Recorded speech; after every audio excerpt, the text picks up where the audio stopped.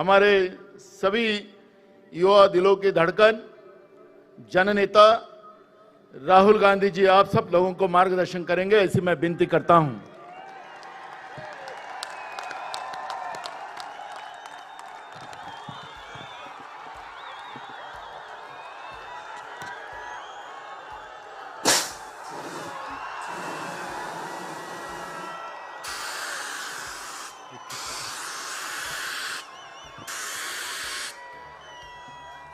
खारगे जी,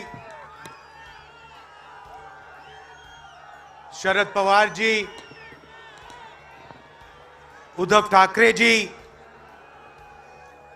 Stalin जी, चंपाई सोरेन जी,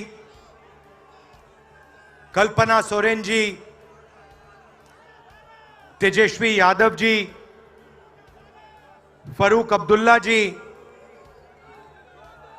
प्रकाश अंबेडकर जी, महबूबा मुफ्ती जी,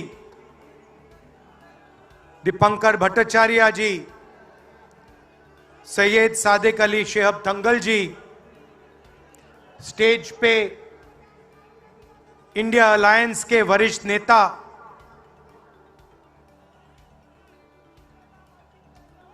honourable CWC members, Congress और गठबंधन के प्यारे कार्यकर्ता, भाइयों और बहनों, देशवासियों, आप सबका यहां बहुत बहुत स्वागत।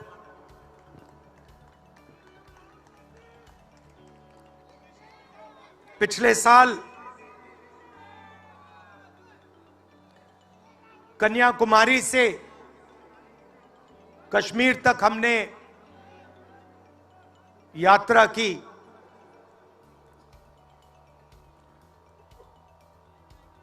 यात्रा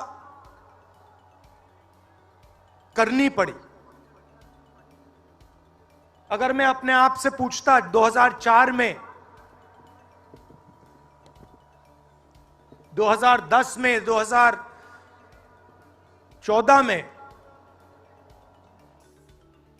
कि मुझे 4000 किलोमीटर कन्याकुमारी से कश्मीर चलना पड़ेगा, मैं ऐसी बात सोच भी नहीं सकता था।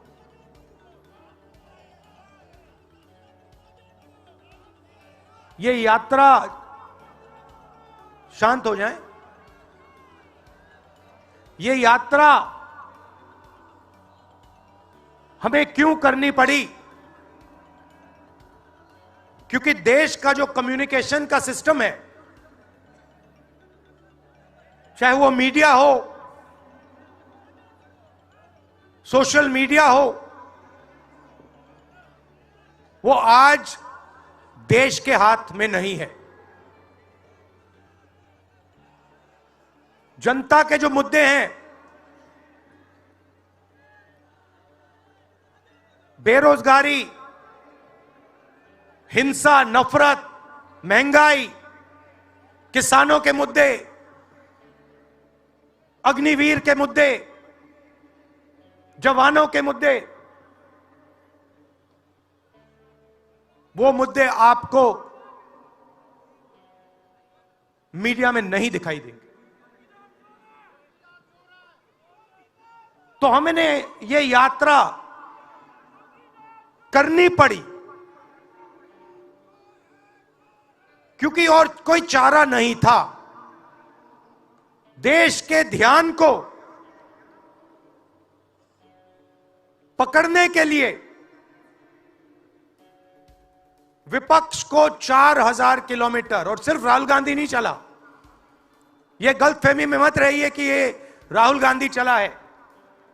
सब पार्टियों के, सब विपक्ष के पार्टियों के लोग चले, सब नेता आए, हिंदुस्तान का पूरा विपक्ष इन यात्राओं में शामिल हुआ। शरद पवार जी आए, उद्धव जी आए, तेजस्वी आए।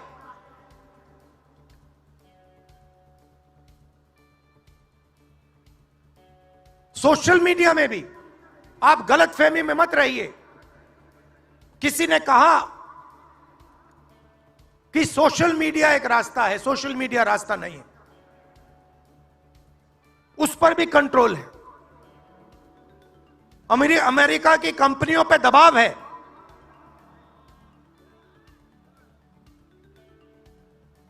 तो काफी डिस्कशन होता है कि हम बीजेपी से लड़ रहे हैं।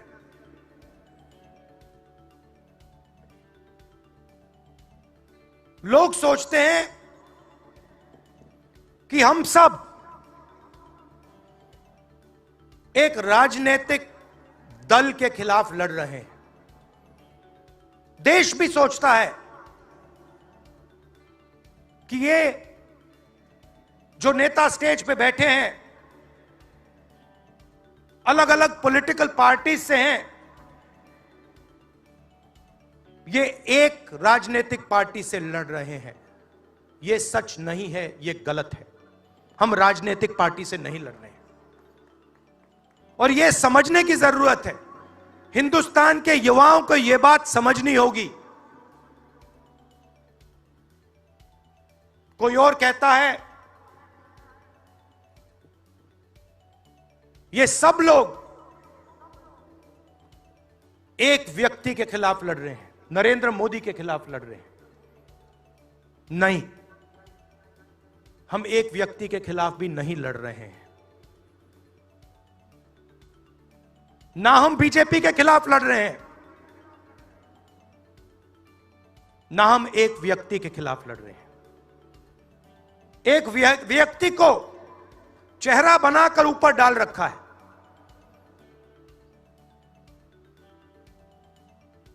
हिंदू धर्म में शक्ति शब्द होता है। हम शक्ति से लड़ रहे हैं, एक शक्ति से लड़ रहे हैं। अब सवाल उठता है वो शक्ति क्या है? जैसे किसी ने यहां कहा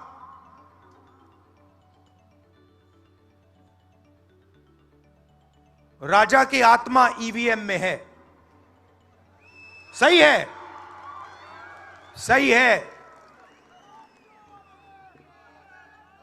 राजा की आत्मा ईवीएम में है।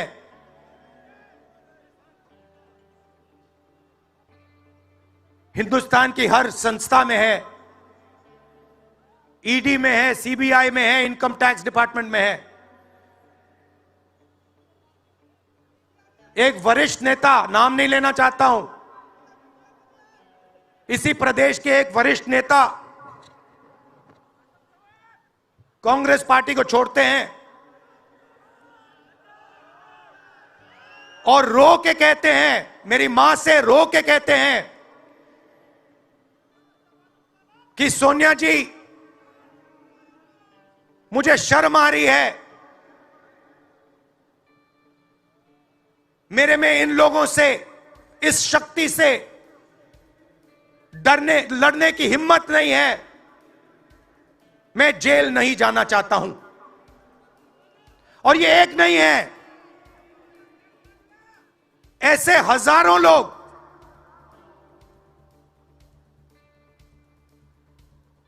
डराए गए हैं। क्या आप सोचते हो शिवसेना के लोग, एनसी के लोग ऐसे ही चले गए? नहीं, जिस शक्ति की मैं बात कर रहा हूं, उन्होंने उनका गला पकड़कर उनको बीजेपी को ओर किया है और वो सब डर के गए हैं।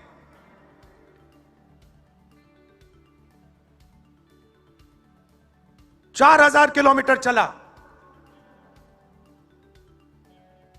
उसके बाद 6000 किलोमीटर मणिपुर से महाराष्ट्र, मुंबई, धारावी।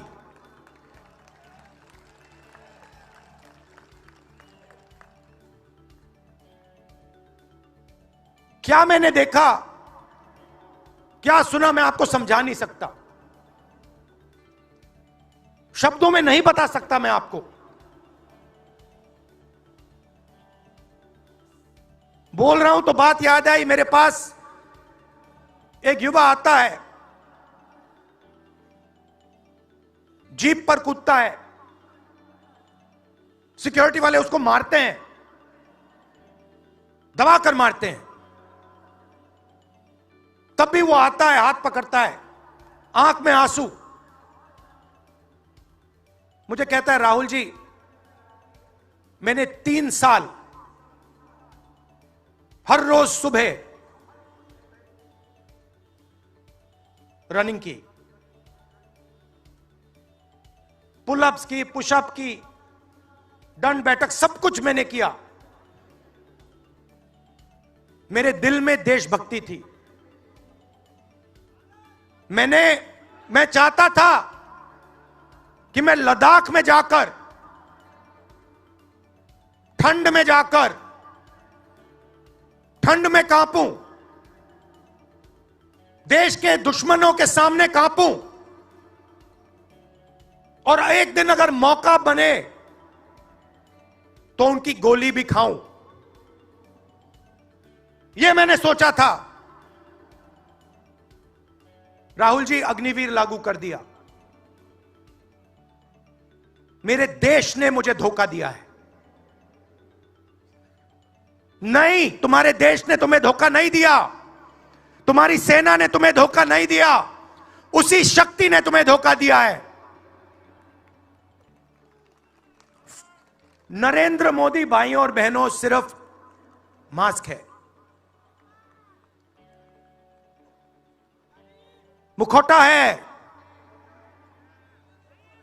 जैसे ये बॉलीवुड के एक्टर हैं, उनको रोल दिया गया है कि भैया आज सुबह आपको यह करना है, कल आपको यह बोलना है, परसों आप यह करोगे, सुबह उठ के समुद्र के नीचे जाओ, चलो सी प्लेन में उड़ो। 56 इंच की छाती नहीं है, खोखला व्यक्ति है।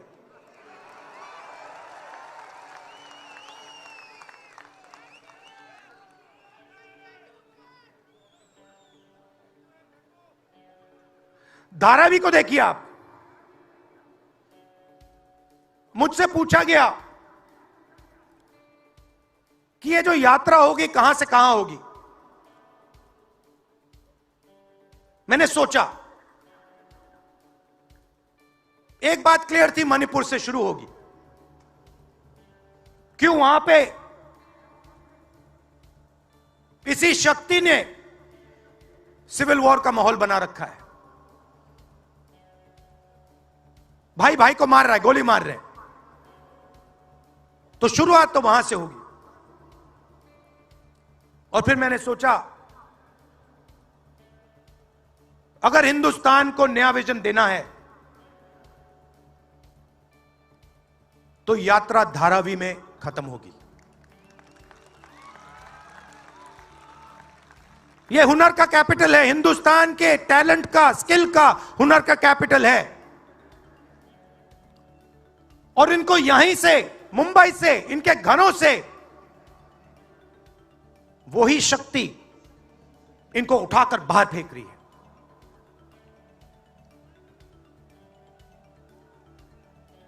एक साथ मिलकर वही शक्ति इन लोगों की जिंदगी बर्बाद करने में लगी हुई है। मैं आपको इस स्टेज से बता रहा हूं,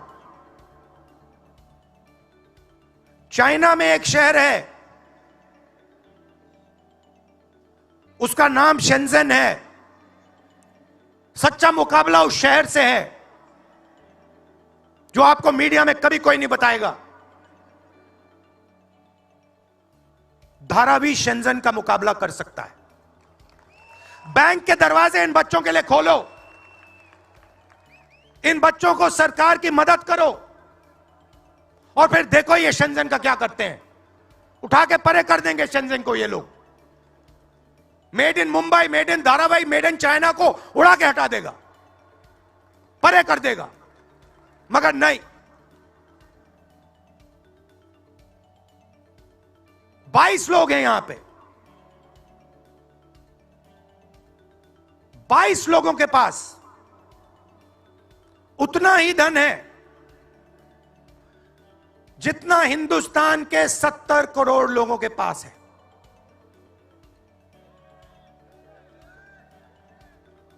हिंदुस्तान में इंटरनेशनल एयरपोर्ट खुलवाने के लिए साल लग जाते हैं। 10 दिन में शादी के लिए इंटरनेशनल एयरपोर्ट खुल जाता है। वो ठीक है, कोई बड़ी बात नहीं है। अगर 10 दिन में शादी के लिए खुल जाता है वो ठीक है, करना है करो, मगर बाकी हिंदुस्तान में भी तो खोलो, बाकी प्रदेशों में खोलो। इन्होंने क्या गलती की है?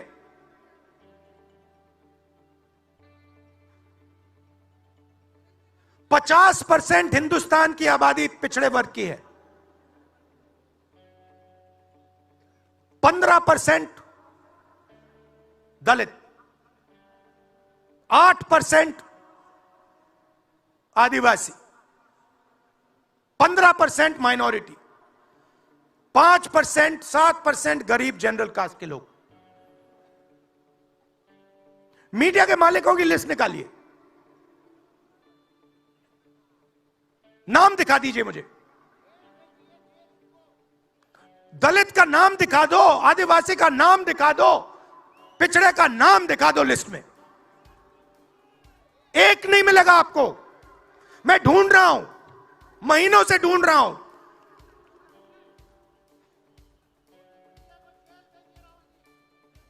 इनकी गलती नहीं है बेचारों की। जैसे मोदी जी मुखौटे हैं, जैसे उनका रिमोट कंट्रोल इनका भी है।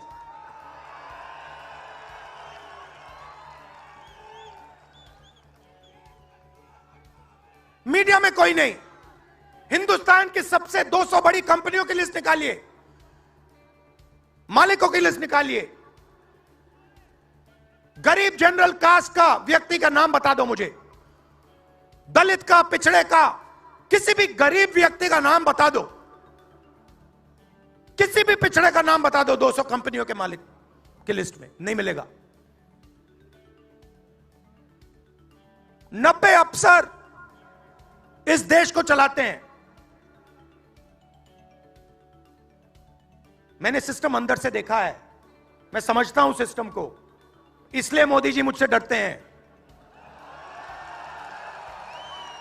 सब कुछ देखा है मैंने, सब समझता हूं। मैं अंदर बैठता था उसमें, सालों में अंदर बैठा हूं। कोई नहीं छुप सकता मुझसे, और मुझे दबा भी नहीं सकते हैं। मोदी जी को दबा सकते हैं तो 90 लोग हैं, उसमें 3 पिछड़े हैं, 3 दलित, 1 आदिवासी। फर्स्ट जनरेशन गरीब जनरल कास्ट का मुझे दिखा दो, उसमें एक नहीं मिलेगा। बजट में 100 रुपए खर्च होते हैं,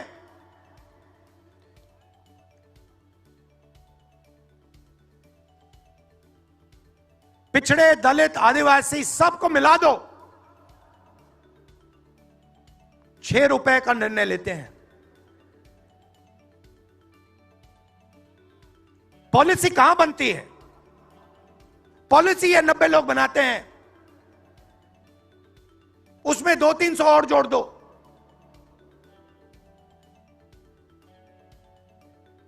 उसमें 50-60 अरबपति जोड़ दो।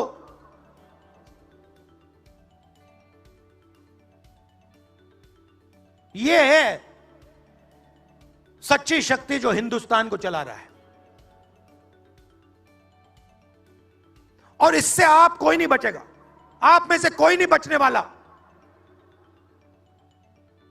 यहां किसी ने ईवीएम की बात की, मैं आपको बता रहा हूं,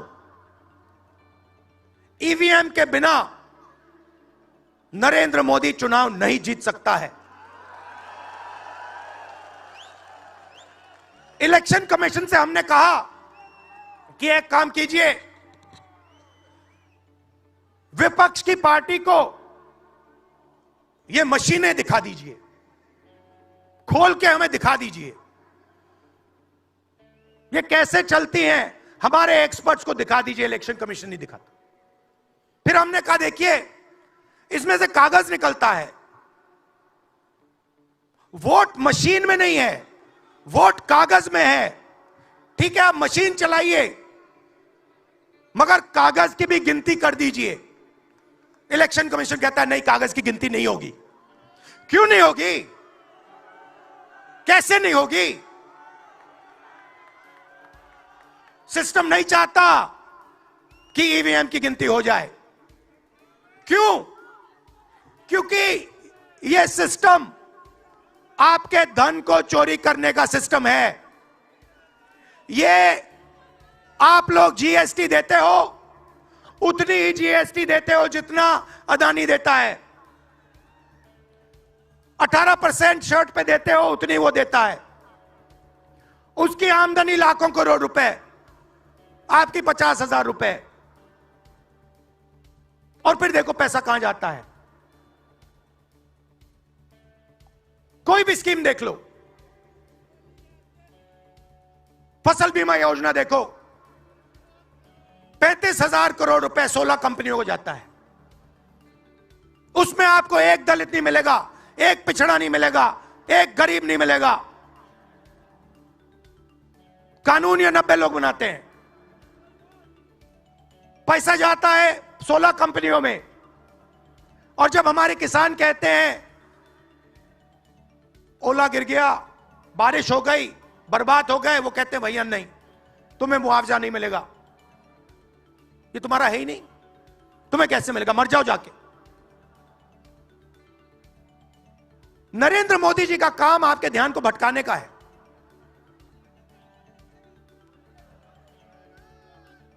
कभी आपसे कहेंगे देखो देखो चाइना की ओर देखो, पाकिस्तान की ओर देखो। कभी मोबाइल फोन की लाइट ऑन कर देंगे, थाली बजाओ।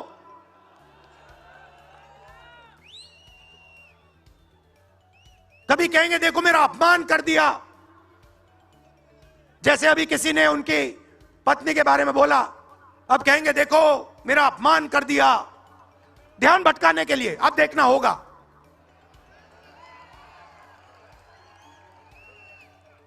मगर यात्रा में यह सब साफ दिख जाता है, दर्द दिख जाता है, दुख दिख जाता है।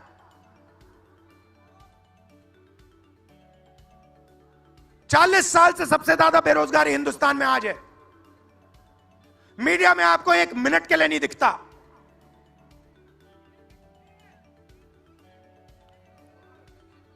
मोबाइल फोन आप देखते हो, चाइना का मोबाइल फोन, शर्ट खरीदते हो, चाइना की शर्ट, जूते खरीदते हो, चाइना के जूते। चाइना के युवा को फायदा हो रहा है, और किसको फायदा हो रहा है? और किसको फायदा हो रहा है? यह आपने कभी पूछा अपने आप से? जब चाइना का यहां माल बिकता है, सिर्फ चाइना को फायदा नहीं होता, हिंदुस्तान के अरबपतियों को भी फायदा होता है भाई और बहनों। इसलिए धारावी को कभी उठने नहीं देंगे। इसलिए धारावी को यह सरकार कभी सपोर्ट नहीं दे सकती।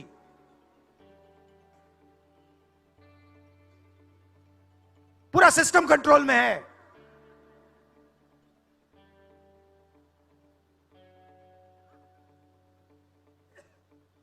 जब इनकी पहले सरकार आई, मैं आपको दिल की बात बताता हूं, पहले इनकी सरकार आई, अरुण जेटली मेरे पास आते हैं,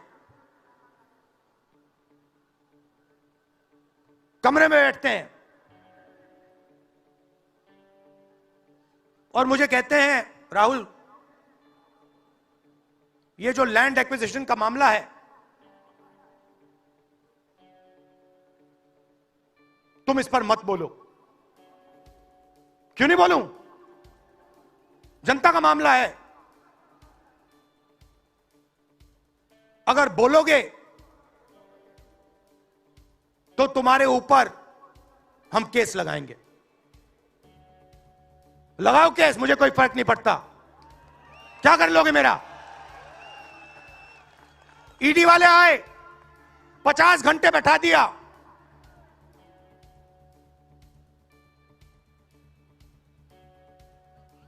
अंत में पता है क्या बोलता है ईडी का अफसर? मुझे पता है क्या बोलता है? कहता है, राहुल जी, आप किसी से नहीं डरते हो, आप नरेंद्र मोदी को हरा सकते हो।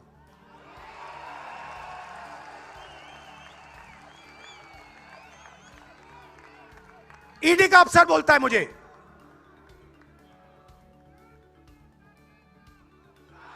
मगर मैं राहुल गांधी नहीं हूं।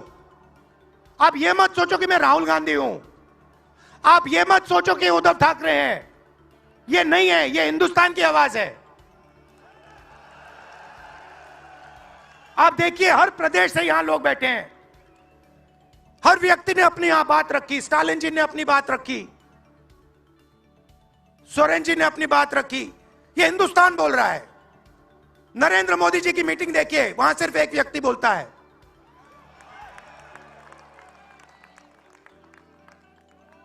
गडकरी जी परे हो जाते हैं, माला के बाहर निकाल देते हैं उनको। इसलिए हमने इसको इंडिया गठबंधन नाम दिया है। यह हिंदुस्तान की रक्षा कर रहा है।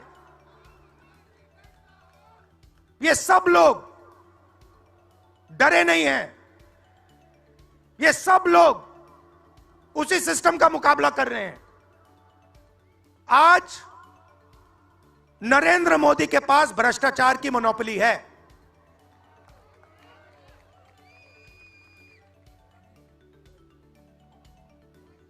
इलेक्टोरल बॉन्ड्स का सिस्टम निकाला। मैं आपको समझाता हूं। यहां पे जो छोटे छोटे सड़कों पे ना एक्सटॉर्शन चलता है, हफ्तेबाजी चलती है ना, वो नेशनल लेवल पे कर रहे हैं ये लोग। मैं बता देता हूं, 4 तरीके की हो रही है। एक, पहले ये कॉन्ट्रैक्ट देते हैं, सरकार कॉन्ट्रैक्ट देगी और सीधा परसेंटेज लेगी। इलेक्टोरल बॉन्ड देख लीजिए, उसमें साफ है। कंपनी को कॉन्ट्रैक्ट मिलता है, उसके एकदम बाद वो बीजेपी को हफ्ता देना शुरू कर देती है। दूसरा, सीधा एक्सटॉर्शन। ईडी सीबीआई भेज देंगे। जैसे यहां पे मुंबई का एयरपोर्ट इनको चाहिए था, ईडी सीबीआई भेजी, एयरपोर्ट किसी और को पकड़ा दिया। सीधा एक्सटॉर्शन। तीसरा, शेल कंपनी।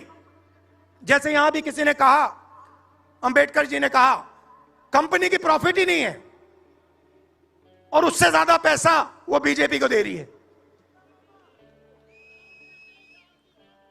और चौथा, कॉन्ट्रैक्ट देने के पहले पैसा दो, कॉन्ट्रैक्ट लो। देखिए, मैं आपको एक बात कहता हूं, यहां मुंबई में किसी भी गुंडे को आप सीबीआई, ईडी और इनकम टैक्स पकड़ा दो, ठीक है? वो हो रहा है, वो ही हो रहा है। एक व्यक्ति ने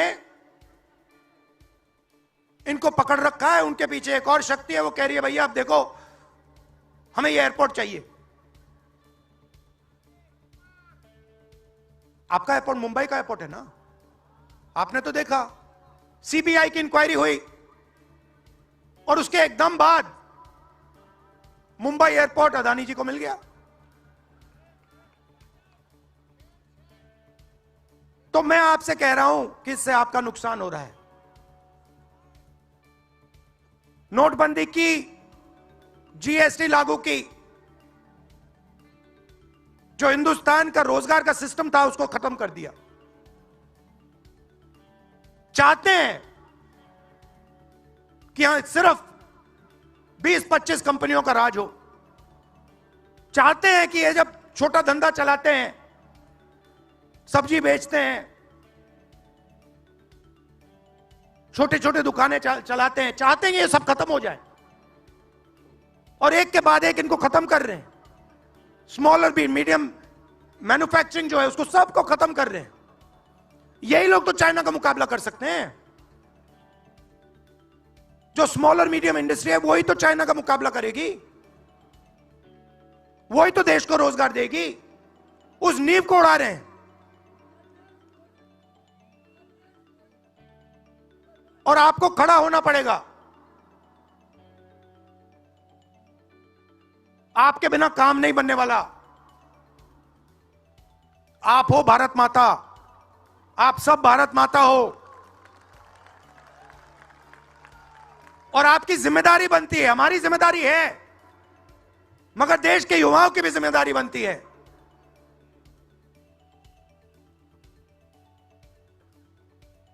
पूरा देश अग्निवीर के खिलाफ है।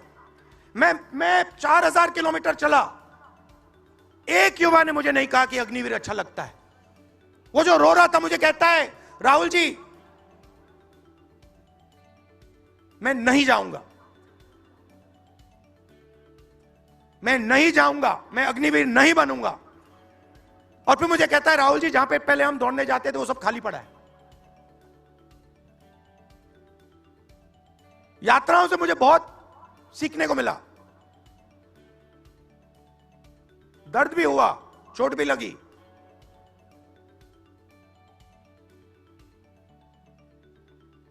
मगर जो प्यार मिला, दिल से जो प्यार मिला,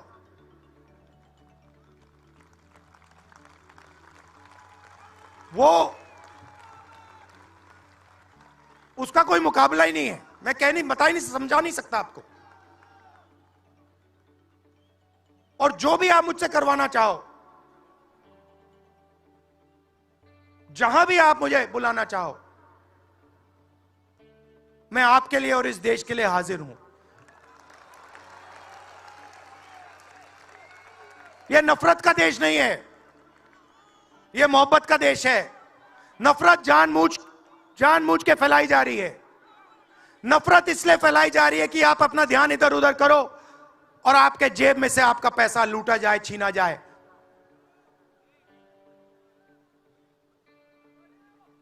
तो नफरत को नहीं फैलने दो।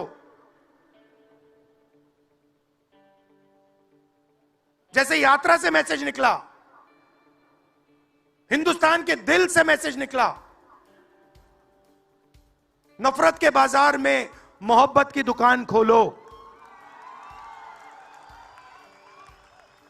ये हमारे सब महापुरुषों ने कहा है। गांधी जी ने कहा, बुद्ध भगवान ने कहा, राम जी ने कहा, यही कहा। अगर राम का, बुद्धा का एक ही मैसेज है, नफरत के बाजार में मोहब्बत की दुकान खोलो। धन्यवाद।